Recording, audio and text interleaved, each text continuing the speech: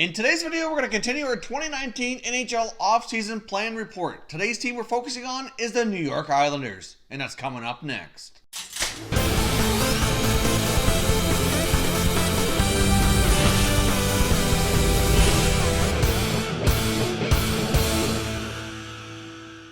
Welcome back to another video here at Top Shelf Hockey. If you're new to the channel, thanks for stopping by. We review and discuss all 31 NHL teams, so if you're a huge hockey fan, consider subscribing and clicking the bell so you don't miss anything. So as I mentioned today, we're talking with the New York Islanders 2019 off-season plan. Now, if you're new to this series, this is video number 8 of 31. There will be a dedicated video for all 31 NHL teams. So if I have not covered a particular team you're looking for, stay tuned. Over the next coming days and weeks, they will all have a video posted for each club.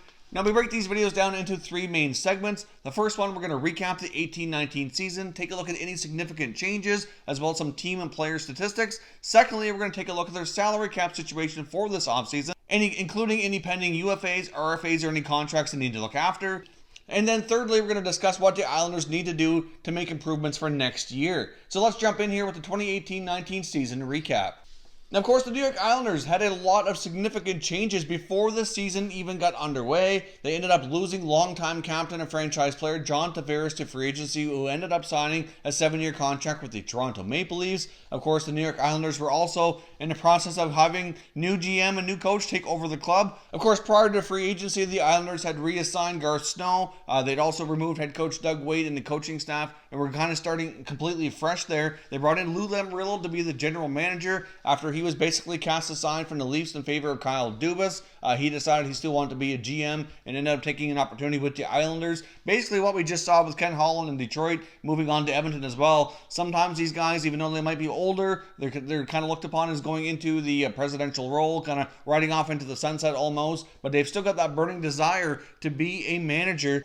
So Lamoriello had that opportunity to go to the Islanders, and he took that opportunity there. And he brought in the Stanley Cup coach, Barry Trotz, who was the Washington Capitals head coach to their Stanley Cup victory last year after he failed to come to terms on a new contract with them. So basically this team was starting fresh with a whole new management, whole new head coach, and without their franchise player. And things certainly went much better than many expected, including myself. I know leading into the year, I had a lot of concerns that the Islanders just weren't going to get it done and they were going to find themselves near the bottom of the standings, but they really came together as a team and really excelled and surprised many people. Now let's take a look at their key team statistics from this past year. They finished with a record of 48, 27, and 7 for 103 points, second place in the Metro Division. For big parts of the year, they were in first place in their division as well. I know they were a team, like I said, that certainly surprised many. They were the stingiest defensive team in the NHL, which certainly went a long ways to helping that record be where it was. Now let's take a look at some of their key team stats, including special teams and their goals for, goals against. The power play, however, was not overly strong. They had a 14.5% power play rating for 29th best in the NHL. So that's something that certainly needs to get better as well. They're very fortunate they were able to win so many games without using their power play to their advantage more often. The penalty kill was pretty decent and respectable, 79.9, 18th best in the NHL. Goals for were okay, but again, they need to score more goals moving forward. 228 goals for 21st best in the NHL. For a team that finished so high in the standings, it certainly is a little bit unusual to see them scoring so few goals, but the next stat kind of shows you why. Like I said, they were the stingiest defensive team in the NHL, only allowing 196 goals for the number 1 spot in the league for the fewest goals against, and that was led the way largely by their team defense, but mostly their excellent goaltending, which kind of came out of nowhere this year and was a big plus for the Islanders. Speaking of goaltending, let's take a look at some of their key individual player statistics, including goaltending and some of their top scorers. Now, Robin Lehner led the way, but really him and Thomas Greiss were pretty much a 1-2 punch all year, rotating quite often. Lehner had a record of 25, 13, and 5 with a .930 save percentage and a 2.13 goals against. Absolutely phenomenal. Of course, he has been named a finalist for the Vezina Trophy for those efforts, and he's also been named a finalist for the Masterton Trophy. Of course, Robin Lehner really revealed a lot of the stuff he's gone through at the beginning of this year. The Islanders are his 3rd NHL club, and really for the first time during that NHL time, he's really been kind of clean and sober and dealing with his mental health issues to really be in a good place physically and mentally for the first time in a long time. And obviously it really showed in his play. Obviously he signed a 1-year show me type of contract with the Islanders, and he did just that. So So he's definitely going to get paid much bigger money this coming offseason. Thomas Greiss still had a bounce-back year as well. Greiss finished with a 23-14-2 record and a .927 save percentage and a 2.28 goals against average. So as a combo, they win the Jennings Trophy for allowing the fewest goals, having the best goals against.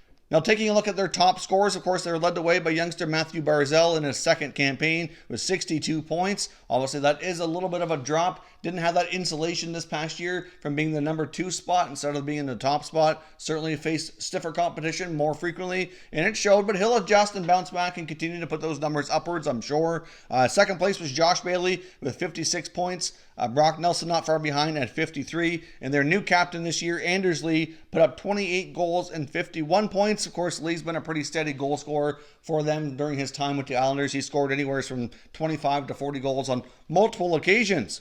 Now let's jump over here and take a look at their salary cap situation and their contract situation to see what they're dealing with this summer. So taking a look at their RFAs and UFAs here, obviously the RFAs list is not very long, but there's certainly some key pieces they're going to want to retain, especially forward Anthony Beauvillier. He's had, a bit of an up and down type of year the last couple of years, but he's certainly proven to be a pretty solid, effective forward for them. So he's definitely going to be qualified and re-signed. Of course, you got Michael Dalcol, who many still kind of consider potentially to be a bit of a draft bust, considering how highly he was drafted a number of years back now.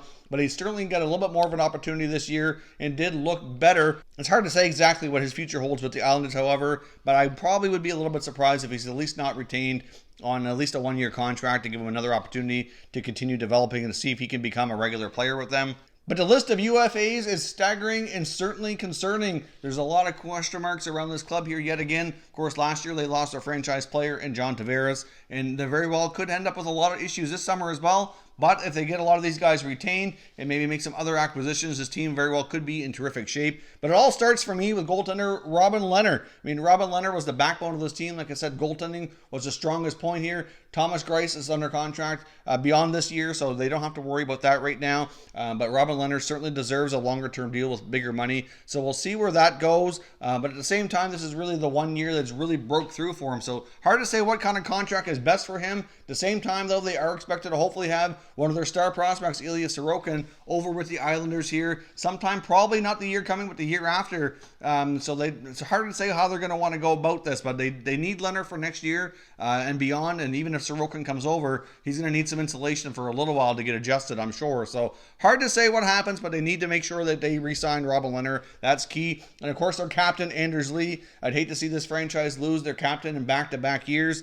But at the same time, I know there's been some talk that they're having, a little bit of a negotiation issues in regards to term. I think term is more of an issue than money. Lee's probably looking for that 7-8 year deal. He's 29 years old, I believe, going on 30 soon. So, they might be a little reluctant to offer that 7-8 year term. Hard to say, but, it's important that they retain him. They already have some trouble scoring, and he's their biggest goal scorer. So if he walks, they could have issues. I know we said that about Tavares last year, and they did just fine, but I just hate to see this fan base go through that here 2 years in a row. Of course, there's also Jordan Eberle, Brock Nelson, Valtteri Filppula, Tom Kuhnackel, and then both veteran defensemen, Lucas Spiza and Dennis Seidenberg. Pretty safe to say Spiza and Seidenberg won't be back. Seidenberg didn't even play, I don't believe at all. Spiza played very, very sparingly. So they're pretty much all but gone, that's for certain. Kuhnackel's hard to say. He might be able to get a better opportunity on another team, but I think they'll at least be interested in bringing him back for a bottom 6 role, possibly. I know it seemed like Barry Trotz really relied on Filppula quite a bit, and he did relatively well, better than expected. Wouldn't be shocked to see him retain. There has been some talks that they're already trying to lock up Brock Nelson. The negotiations are well underway here, well ahead of free agency. So there is some hope there. There is, I think, out of everybody, the most likely one who might not be back would be Jordan Eberle. I wouldn't say that's a guarantee, but I think it would be less of a blow if he were to leave compared to some of the other guys. But I guess time will tell. They've got a lot of UFA questions this year, big questions that need to be answered. More questions than answers for sure. So there's certainly going to be a very interesting team to see how they make out this summer. But now let's jump over and take a look at their salary cap situation to see how they can handle all this. Unfortunately for the Islanders, they have all kinds of room, so they can certainly pay out some money to the players who have earned it. Right now for next year, they only have 16 players under contract for $47.79 million in salary cap that's used up. So based on the increases we're expected to see, that gives them approximately $34 million. So based on what these guys are going to get, the ones that they'd like to retain, they should have no issues in that regard to signing all these players that they want to keep and maybe maybe even bringing in some additional talent. I mean, they do have a lot of prospects as well who could fill in some of these roles next year. Let's take a quick look here at some of their top prospects who could make this roster next year and slide in with their entry-level contracts to make their salary cap situation even more desirable. From the prospect perspective here, you've got defenseman Noah Dobson. Dobson has started off a little slow this year, but ended up having a pretty solid year for Team Canada at the World Juniors. His team in the Quebec Major Junior Hockey League, he was traded this year. And they've won the Quebec Major Junior Hockey League Championship. They're on their way to the Memorial Cup. So that's 2 years in a row for Dobson going to the Memorial Cup. That's terrific experience for him, and I would not be surprised to see him potentially have a shot next year, at least in maybe a smaller capacity. He may not be a full-timer, but I think he'll definitely get some opportunity. They've also got defenseman Bodie Wild in the system too, and he's looking like a pretty solid prospect. And they got a couple of key forwards like Kiefer Bellows and Oliver Wahlstrom who are just trying to break through. They may or may not play at the NHL level. It's hard to say. I think it's possible, but they certainly have a little bit of a learning curve and adjustment to pro hockey. They might spend a year in the American Hockey League. Hard to say. And then, of course, like I said, we got RFA Michael Dalcol, who after all this time is still fighting for a regular spot. Then there's Josh Hosang as well, who's not really sure that we can call him a prospect much anymore. Same with Dalcol, but they're still in the system, still fighting for spots. I would not be surprised, though, to see Hosang moved along this summer to get a fresh start somewhere else. So what do the New York Islanders need to do with all this to get better for next year? I mean, obviously we saw last year, like I said, they lose their star player last year in John Tavares, and yet they steadily improved drastically. They can get Robin Lehner signed. I think that is paramount for this club. They can have that goaltending tandem come back next year. If they can come anywhere close to duplicating their performance, they will give them a chance to win on every single night. But my concern with the New York Islanders is that we might see some regression, especially in the defensive side of the game and in the goaltending. The numbers that Greiss and Lehner put up this year are phenomenal, and that is going to be very, very challenging to duplicate. They can get the same sort of performance out of Lehner and Greiss. They will be fine, more than likely. Obviously, some of the UFA players, they might leave. They might be able to replace them with some others. And if the goal scoring can at least maintain, if not get better, they should be able to be a playoff team again next year. But if they don't get the solid goaltending performance that they did this year, then obviously that is going to take a major backseat because they need to score more goals, as I mentioned in the opener. Their goals for and their power play certainly were not good enough this year to really be a true contender. Yes, they were a playoff team. They made it to the second round. They swept the Penguins, which was fantastic. Big confidence boost for a lot of those guys for sure. But at the same time, they have some work to do to be considered a legitimate Stanley Cup contender. There's been some talk that they might look to some other big name free agents if they can't retain their own or choose not to re-sign them. Their forwards leave and they want to shop the free agent market to replace some of those guys. There's some other key guys out there that they've reportedly shown interest in before, including Matt Duchene, could be a top center. It's not quite clear if he's leaving Columbus, where he's going to end up. It's been rumored about possibly going back to Ottawa, which I find doubtful. He's had some links to Nashville because he loves the city and would like to play there. But they'd have to do some jiggling around and make some trades to make that work as well. But the Islanders are another team, along with Montreal, who are reportedly, interested at least. So we'll see. But he certainly would be a player they could look into for sure. Other guys, maybe like a Jeff Skinner. I have no link to say that they're interested or whatnot to Skinner, but I think he'd be the type of player, a scoring winger.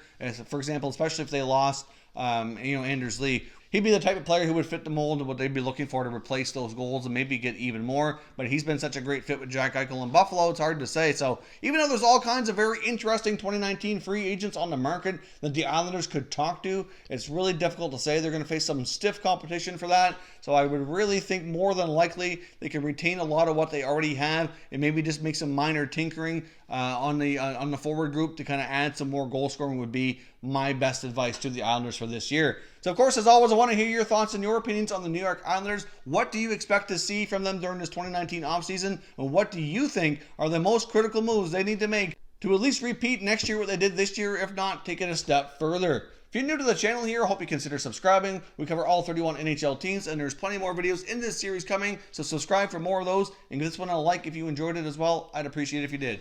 Thank you for watching, and I will catch you next time.